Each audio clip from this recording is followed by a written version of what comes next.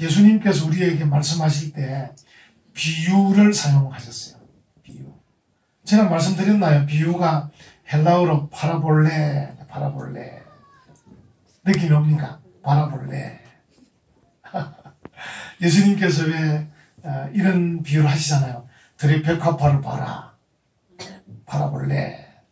또 공중에 나는 새를 봐라. 파라볼레. 참 기가 막히죠. 그래서 저는 그 단어는 이제 잊어버리지 않죠. 파라볼레. 비유입니다. 비유.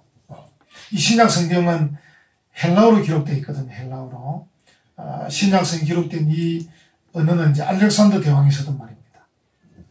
그래서 그 말을 이제 로마가 세계 제국이 되었어도 그 말을 쓰도록 그냥 뒀어요. 두다 보니까 사도 바울이 복음을 전가할 때 세계 어디를 가도 헬라 말이 통하는 거예요. 그렇게 해서 복음이 더 넓게 전거되고 또 편지로 써서도 전거되고 그렇게 했습니다. 오늘 비유는 보면 주보 제목처럼 주보 제목 어떻게 되어 있죠? 포도원 농부 비유. 이 말은 뭡니까? 예수님께서 자, 포도원이 하나 있다 이런 말이죠. 그 주인이 포도원을 만들고 울타리도 만들고 또 이제 이 포도원이 열매가 맺으면 포도주를 만드니까 그 접자는 기계도 이렇게 만들고 그리고 이제 일할 농부들도 채용하고 이렇게 했다는 겁니다. 그러니까 그 예수님의 비유를 듣는 자들이 머릿속에 막 그려지잖아요. 왜냐하면 자기들 동네에 있는 일이니까. 어떤 주인이 포도원을 만들고 울타리를 치고 기계도 갖다 놓고 농부도 채용해가지고 포도 농사를 짓게 하고 농사가 또 소출이 잘 나오면 그걸 가지고 접을 짜서 포도주를 만들고 머릿속에 막 그려지는 거예요. 그러니까 바라봐지는 거죠.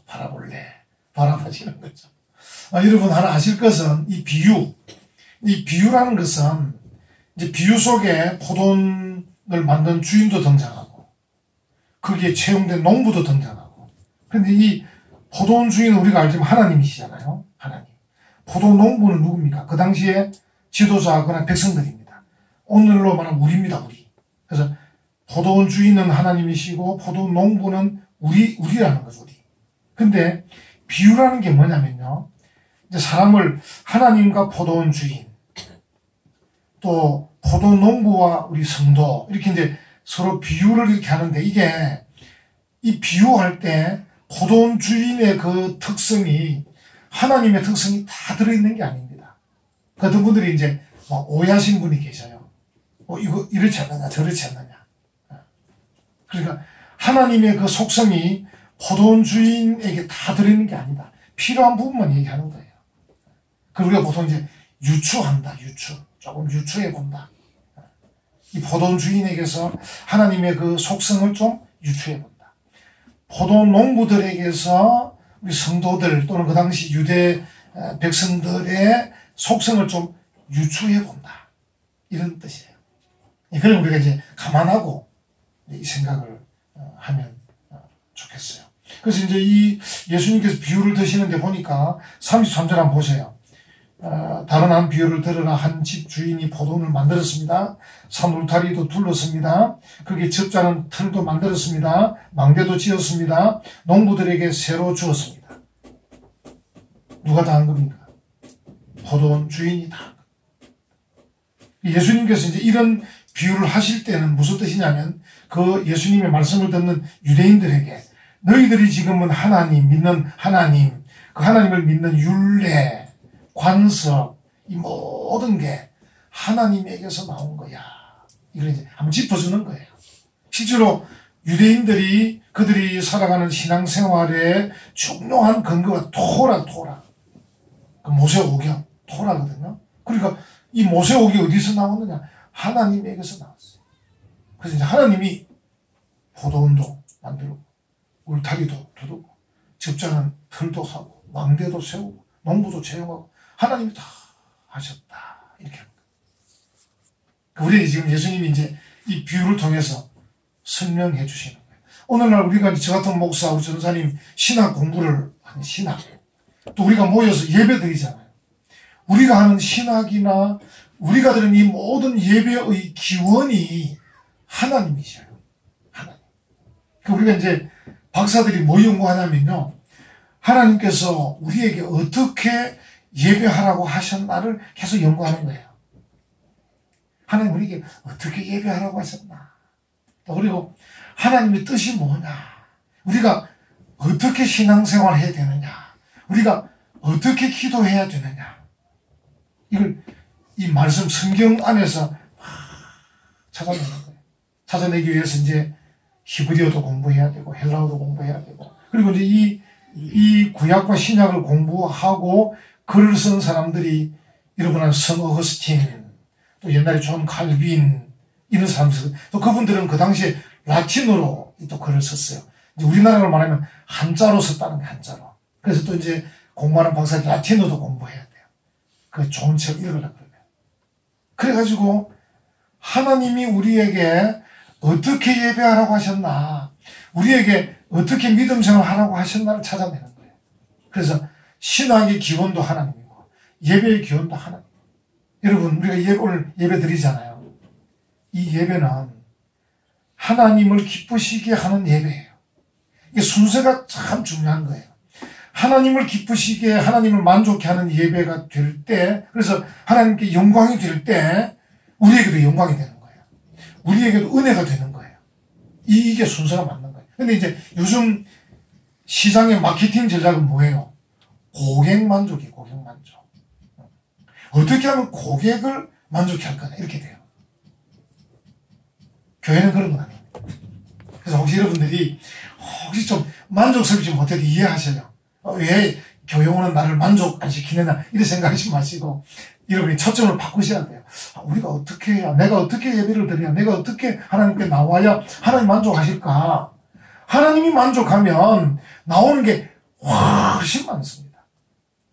괜히 우리끼리 서로 막 이렇게 생긴다고 막 서로 만족시켜준다고 막 이렇게 하는 요거는 얼마 안 됩니다. 얼마 안 됩니다. 그래서 여러분들이 사람의 어떤 위로나 사람의 챙김 때문에는 서운해하지 마세요. 왜 나를 잘 안 챙겨주느냐, 왜 내 기분을 만족해 안 하느냐, 왜 뭐 우리 의사를 좀 이렇게 생각하지 마시고, 교회는 신본주의거든요. 하나님께 우리가 맞춰야 됩니다. 그러면 내가 사람들에게 얻는 것보다 훨씬 많은 걸 얻습니다. 할렐루야. 이게 믿음입니다. 이런 우리가 큰 걸 노려야 되지 작은 걸 노리는 거는 안 맞는 것 같아요. 근데 이제 우리가 시장에서 뭐 장사를 하거나 사업을 하거나 그때는 고객 만족 필요하겠죠. 그러면 물건을 전혀 팔아야 되는 거니까. 근데 그것이 교회 안에 들어와서 같이 적용될 수 있는 건 아니다. 그래서 교회 안에 뭐 마케팅 전략이 필요한 건 아니죠. 교회는 어쨌든 성경에서 하나님 우리에게 어떻게 전도하라 하셨나, 어떻게 사랑하라 하셨나, 어떻게 말씀을 전하라 하셨나, 어떻게 성도들이 교제하라 하셨나, 어떻게 구제하라 하셨나를 이제 성경에 찾아내는 거죠. 항상 기원은 성경에 있는 것이죠. 그래서 하나님이 어떻게 말씀하셨나를 찾아서 우리가 사랑하고 구제하고 선교하고 이렇게 하는 것이죠. 그래서 예수님께서 지금 이 비유를 말씀하시면서도 이제 은근슬쩍 얘기하는 거야. 그 듣는 유대인들에게, 야, 너희들이 이 유대교의 전체적인 이 흐름이 다 하나님의 율례, 하나님의 그 말씀에서 나온 거 아니냐. 그래서 집주인이 포도원을 만들고, 그죠? 울타리를 두르고, 망대를 짓고, 접장터를 만들고, 농부를 채용하고 다 집주인인데 그 집주인이 하나님이야. 이렇게 말씀하시는 거예요. 그 새벽에 살피는 이사야 성경 56장에 보면 이제 순서가 하나님을 기쁘시게 해라 이렇게 말씀이 나와요. 새벽에 나오신 분들 들으셨을 거예요. 하나님을 기쁘시게 해라. 그리고는 그 뒤에 보면요, 하나님이 너희를 기쁘시게 할 거다 이렇게도 나옵니다. 그러니까 손해보는 거 아닙니다. 어떤 분은 손해본다고 생각하는 분도 계셔요. 이 고객 만족이 아니고 하나님 만족을 자꾸 바꾸려고 생각하시면서 손해보는 거 아니냐 이렇게 생각하는 분도 계셔요. 아닙니다. 하나님을 기쁘시게 하면 하나님께서 우리를 기쁘시게 하시는데, 한번 여러분 생각해 보세요. 자녀가 부모를 기쁘게 해요. 그죠? 그럼 부모가 또 자녀를 기쁘게 하는데 어느 쪽이 통이 크겠습니까? 물론 이제 경제적 능력이 없는 부모, 이제 나이가 드셔서 그런 분은 또 그렇겠지만, 제가 우리 부모님 살아계실 때 가만히 생각하면 저희들이 매달 용돈을 보내드리는데 어떤 일이 있을 때마다 어머니가 돈을 내놓으시더라고. 이거 보태서라. 그 마음이 참, 우리가 드린 돈을 좀 다 쓰시면 되는데 안 쓰시고 다 모으고 계셨다가 뭐 이렇게 좀 뭐 하나 일할 때는 턱 내놓는 거예요. 아니, 다 쓰시지 왜 갖고 계셨어요. 우리 아버님도 돌아가실 때 통장에 돈이 많이 남아있더라고요. 그리고 누나도 좀 다퉜습니다. 돈 남은 것 때문에. 돈이 많으니까 싸우더라고요. 돈이 없으면 싸울 일이 없는데. 그래, 이 어르신들이 잘 안 쓰시고 갖고 계시는 거야. 다 쓰시면 되는데. 그래서 이제 자녀들이 조금 어렵다면 탁 내놓는 거예요. 그래서 우리가 하나님을 기쁘시게 하는 것하고 하나님이 나를 기쁘게 하는 것하고 우리가 절대 손해보지 않는 투자다. 그래서 예배도 신앙도 기도생활도 모든 생활에서 우리가 하나님 편에서 하나님이 원하시는 게 뭐냐, 하나님이 기뻐하시는 게 뭐냐를 찾아서 딱 들어갑니다. 그래서 예수님께서 뭐라 그랬습니까? 마태복음 6장 33절에 너희는 먼저 그의 나라와 그의 의를 구하라. 여기서 끝나는 게 아니죠. 그리하면 이 모든 것은 앞에 있는 의식주에 대한 문제인데 이 모든 것을 너희에게 더하시리라. 할렐루야. 예수님께서 그걸 지금 슬쩍 이렇게 얘기를 하고 계시는 거죠. 이제 이 비유에 보니까 주인이 이제 이 농부들 채용하고는 포도원을 맡기고는 타국으로 갑니다. 여러분, 여기 이제 비유에 여러분이 좀 생각할 건데 하나님이 타국에 가시는 건 아닙니다. 하나님은 언제나 우리와 함께 계시고 어디든지 계셔요. 그냥 비유니까 얘기하는 거예요. 그래서 이 주인이 포도원을 농부들에게 맡기고 타국으로 가신다. 이유가 뭐냐면 그 내용의 뜻이 뭐냐면 하나님은 우리에게 자유의지를 주시고 우리가 일할 수 있는 기회를 주셔요. 자, 목사로 저를 세우시고 목사 일을 해봐라 이렇게 주셔요. 하나님이 저에게 모든 걸 간섭하시진 않으셔요. 저로 하여금 공부하게 하시고 목사가 되게 하셔서 그냥 목회하게 하시는 걸 두고 보시는 것 같아요. 그리고 순간순간 간섭하시죠 물론. 그러나 어쨌든 어느 정도 두고 보시게 돼요. 목사도. 아마 여러분들도 하나님께서 부르셔가지고 예수 믿게 하시고는 모든 걸 간섭하시진 않으셔요.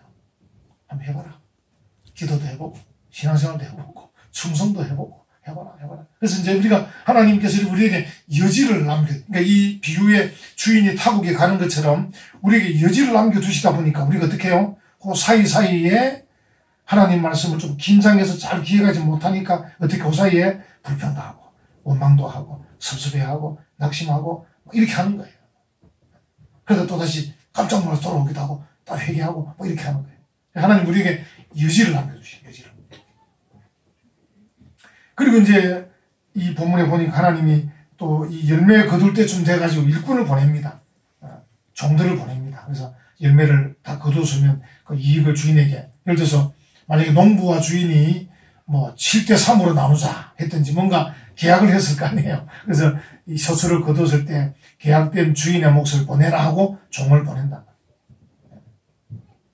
이게 이제 성경으로 보면 하나님이 선지자들을 계속 보내시는 거예요. 이스라엘 백성들에게 계속. 왜냐하면 여지를 남겨두는데 보니까 좀 시원찮게 하니까 하나님이 그때마다 사람을 보내는 거야. 보내서 그러면 안 된다. 그러면 안 된다. 이렇게 우상숭배하지 마라. 뭐 하지 마라. 그래서 이제 그 선지자를 보내는 선지자가 세례요한테까지 계속 옵니다. 시기마다.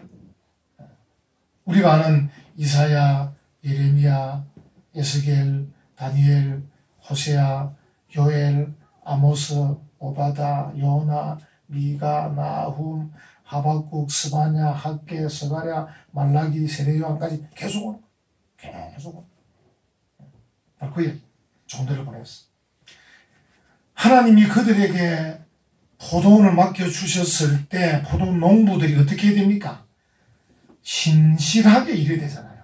주인이 맡겨주셨기 때문에 이 포도원을 신실하게 일하면 뭐 5대5로 나눈다든지 이렇게 했을 때 한결같이 신실하게 해야 돼요.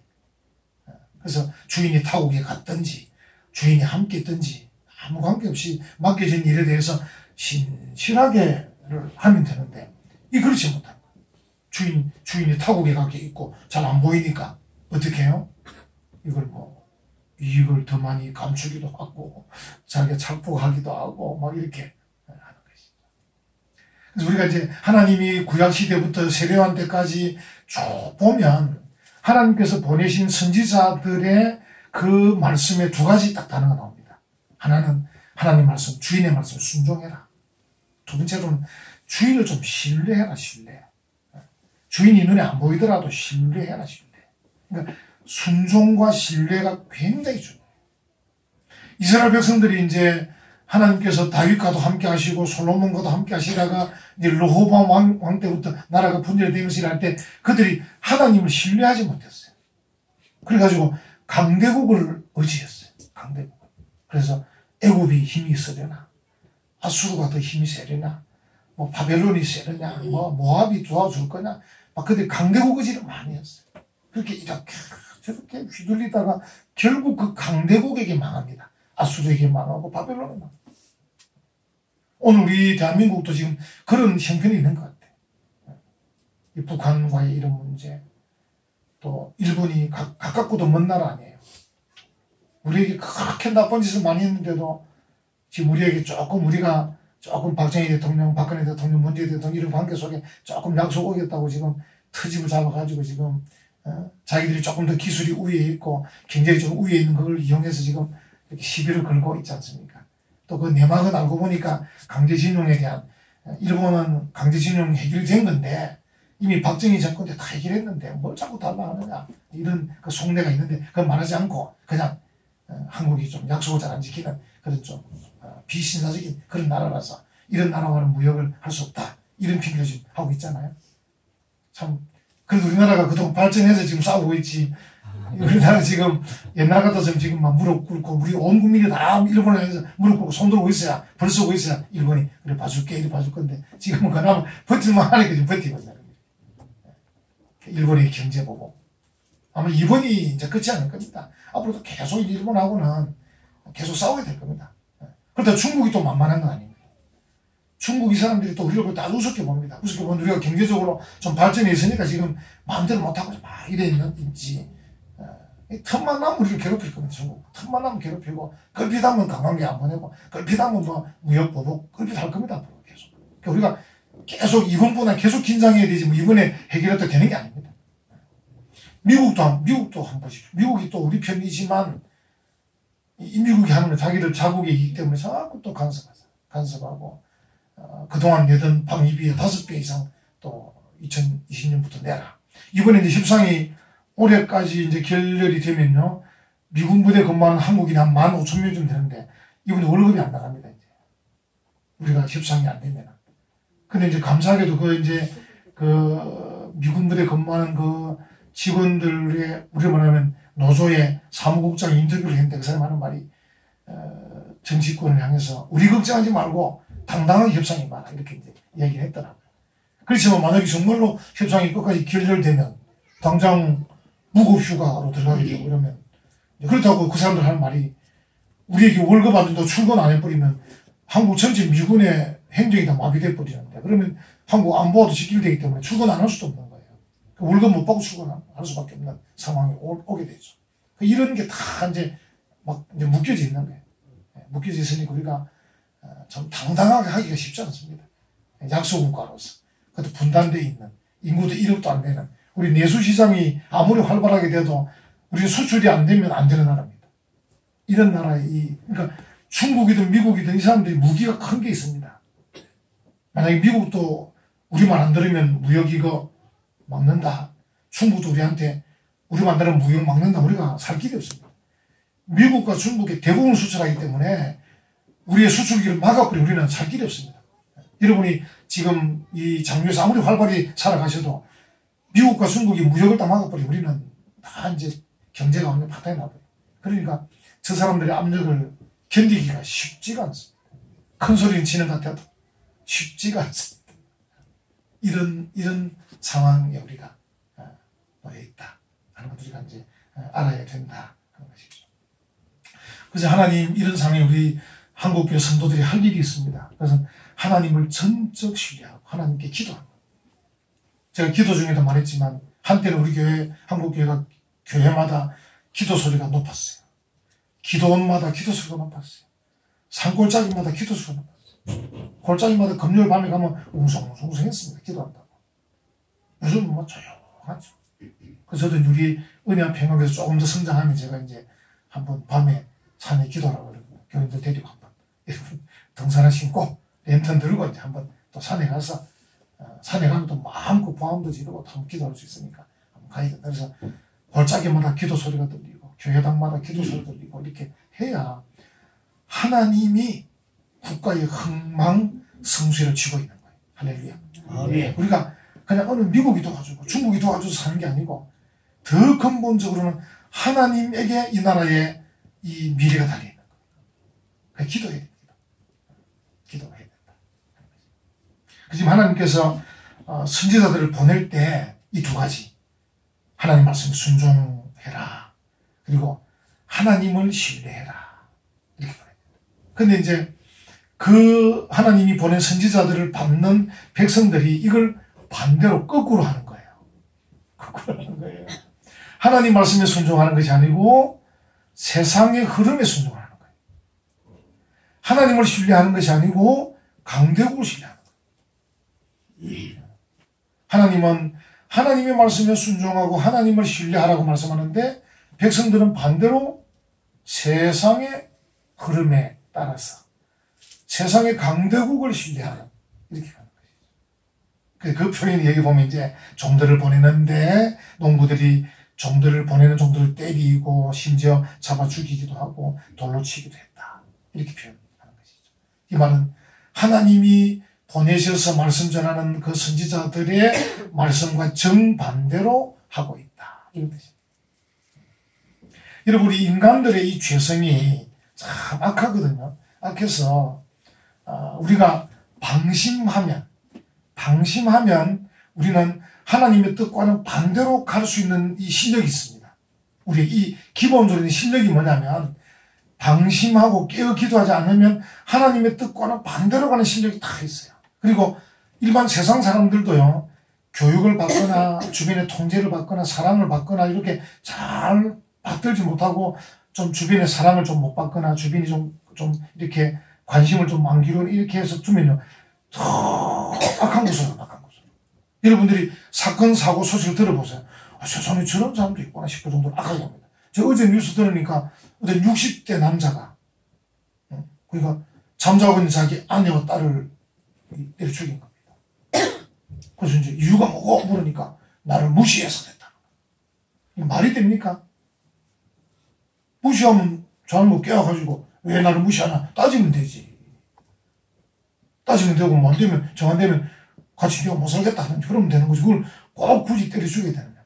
근데 사람의 이 만남은 그분은 제가 볼 때 잘 모르지만 주변에 사랑을 많이 못 받고 또 관심도 많이 못 받고 뭔가 좀 불평불만이 많았겠죠. 그 참 눌리고 막 많은 그게 결국은 폭발을 그렇게 했죠. 악하게. 그 사람이 거기까지 악한 거예요. 자기 아내와 자기 딸을 때려 죽일 만큼 악하게 되는 게 사람이에요. 우리 흔히 보통 이제 착각하잖아요. 착각. 그래서 우리 아이는 착하다고. 그럼 다른 아이는 나쁘단 말입니까? 우리 아이는 착하다는 거야. 그 정도로 사람이 어리석습니다. 여러분 아이들, 우리 교회는 중고등학생이 많이 없긴 없는데 제가 창원서 보니까 학생들이 늘 부모님에게 독서실 간다고 그러고 뒤를 따라가 보니까 어디가 있냐면 정오빌딩이 그 다목, 정오빌딩. 그 창원시청 옆에 정오빌딩이 있어요. 그 주변에 다목이 있는데 가보면 거기 바보 아무도 논다고. 청소년들 노는 곳이 있어요. 엄마 아빠들이 어디서 논 거야. 다 공부하는 줄 알지만 차라리 뭐 놀러 가면 되는 놀러 가라면 될 건데 그저 공부하라 그러니까 그 엄마 아버지 등살이 못 이겨서 공부한다고 독서실 간다 해놓고는 정오빌딩 창원 있을 때 그러더라고. 이런 것들 우리가 사람이 이렇게 말씀으로 은혜를 받고 또 기도로 좀 따듬어지고 성령의 감동을 받고 주변의 사랑을 받고 주변의 관심을 받고 이렇게 해야 겨우 의의 길로 바른 가는데 이런 것들 주변에 없게 되고 방심하게 되고 깨어 기도하지 않고 사랑하지 않고 돌보지 않고 관심이 없으면요. 어디까지 악하게 될지 모릅니다. 그게 사람입니다. 여기 지금 고도 농부들이 계속 악하게 되는 거예요. 주인이 보내는 종들을 때리고 죽이고 돌로 치고 막 이렇게 하는 것이죠. 그러니까 그걸 아는 게 중요하다. 그래서 우리가 깨어 기도해야 되겠다. 깨어서 기도해야 되겠다. 늘 기도하면서 하나님의 뜻이 무엇인지를 찾아야 되겠다. 여러분과 하나님과의 문제를 찾아야 되겠다. 이런 생각을 해야 되겠고. 여기 이제 하나 더 살펴보시면 이 주인이 어떻게 보면 좀 이 착각을 하시는 거죠. 주인이 뭐냐면 37절에 보면 후에 자기 아들을 보내며 이르되 그들이 내 아들은 존대하리라. 이게 이제 하나님의 그 어떤 분들이 말하는 헛된 희망이다. 하나님의 헛된 희망. 내 아들 예수 그리스도를 보내면 내 아들인데 존대 안 하겠나. 그 다음에 또 이제 38절을 보면요. 농부들의 또 이 착각입니다. 농부들의 헛된 희망. 자, 농부들이 그 아들을 보고 서로 말하되 이는 상속자니 자 죽이고 그의 유산을 차지하자. 주인이 어떤 사람인지를 모른다는 거죠. 이 상속자를 죽인다 그래서 주인의 유산을 다 상속받을 수 있는 게 아니거든요. 그러니까 이 농부들도 지금 헛된 희망을 가지고 착각을 하고 있는. 그러니까 37절과 38절은 하나님 편에서도 헛된 희망을, 또 농부 편에서도 헛된 희망을 이렇게 갖고 있는, 이 착각하는 이런 걸 볼 수 있습니다. 참 어떻게 보면 이 헛된 건데 우리가 이 깨닫는 게 정말 중요해요. 우리를 택하시고 부르신 하나님이 얼마나 능력이 많으신지를 알아야 돼요. 우리가 이제 흔히 우리에게 있는 이런저런 조그만 일들 때문에 이렇게 저렇게 막 빨리 판단을 하고 착각을 하는데 그러지 마시고 좀 크게 보셔요. 우리를 택하시고 부르신 분, 우리 은혜와 평강교회를 설립케 하시고 여기 임하신 그 하나님이 어떤 분이신가 하면요. 우리가 생각하는 이상으로 크고 위대합니다. 할렐루야. 네. 여러분, 그걸 믿는 게 믿음이에요. 아멘. 그 하나님을 믿는 게 믿음이지 우리끼리 티격태격하는 게 믿음이 아닙니다. 우리끼리 티격태격은 사실 조금만 앉아서 대화하면 다 풀 수 있습니다. 보다 중요한 것은 하나님에 대한 우리의 생각. 그러니까 하나님이 어떤 분이시냐. 크고 위대한 능력이 하나님이시다. 그 믿음이 필요합니다. 이 농부들이 그렇습니다. 오늘 우리 한국교회 성도들도 우리 하나님을 믿고 교회 다닌다고 하면서도 하나님에 대한 이 올바른 믿음이 없는 거예요. 하나님이 어떤 분이신가. 정말 중요합니다. 정말 중요하다 하는 것이죠. 그래서 이제 우리 부모들이 자녀를 키울 때도 좀 착각하는 경우도 있어요. 부모들이 아까 말한 우리 자녀는 착하다. 또 우리 자녀는 어떻게 할 거다고 막 기대를 많이 하는데 자녀들이 한 번씩 부모들이 기대를 저버릴 때가 많이 있죠. 그래서 이제 부모는 어떻게 합니까? 계속 사랑하죠. 계속 사랑해서 뜻한 계속 자녀를 사랑해서 그 자녀가 아름다운 길, 복된 길로 가도록 계속 격려하죠. 하나님도 그런 것입니다. 이 말은 하나님이 모르셔서 착각하는 게 아니고 하나님이 아시지만 그래도 선지자를 보낼 때마다 이 선지자, 저 선지자 보낼 때마다 세례요한 보낼 때마다 그리고 예수님까지 보낼 때마다 하나님은 계속 보낼 때마다 착각하시는 거예요. 이 보내면 저들이 들을 거다. 이번에 보내면 들을 거다. 이번에 보내면 받아들일 거다. 계속 하나님의 사랑의 마음 때문에 착각하는 듯이 보내는 거예요. 그때마다 이 죄된 백성들은 계속 거역하고 배역하게 완악하게 그렇게 하는 거예요. 여러분, 우리가 우리 자신들을 아는 게 중요합니다.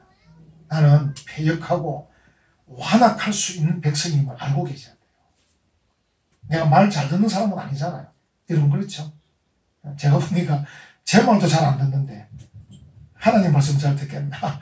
당장 눈에 보이고 우리가 매주마다 만나는 목사 말도 잘 안 듣는데 보이지 않는 하나님 말씀은 잘 듣겠나?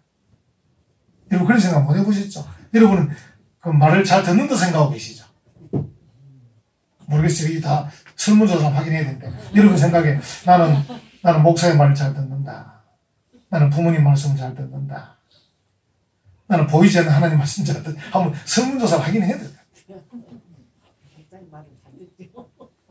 우리 문정혜 성도님 잘 들으시는데 며느리가 잘 안 들으죠. 며느리도 뭐 또 다른 사람 비해 잘 듣는 사람 중에 속하게 나옵니다. 그래서 우리가 참 그 사실을 참 깨닫는 제가 정말 중요합니다. 그것이 관건입니다.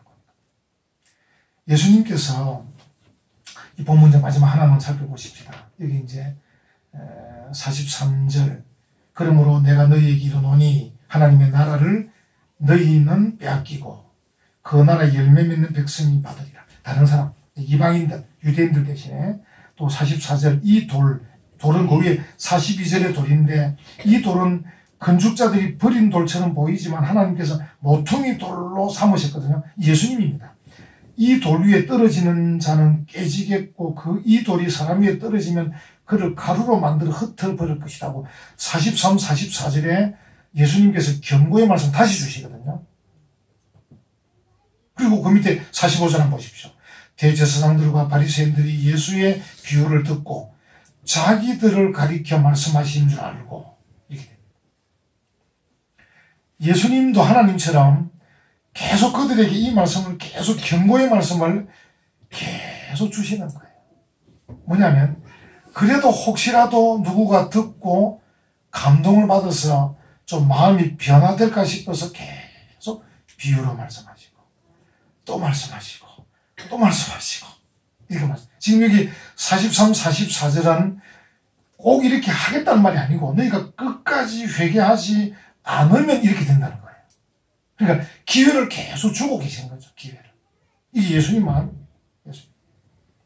여러분 가서도 하나님 말씀을 우리가 이제 들을 기회는 많잖아요. 교회에서도 듣고 집에서도 읽을 수 있습니다.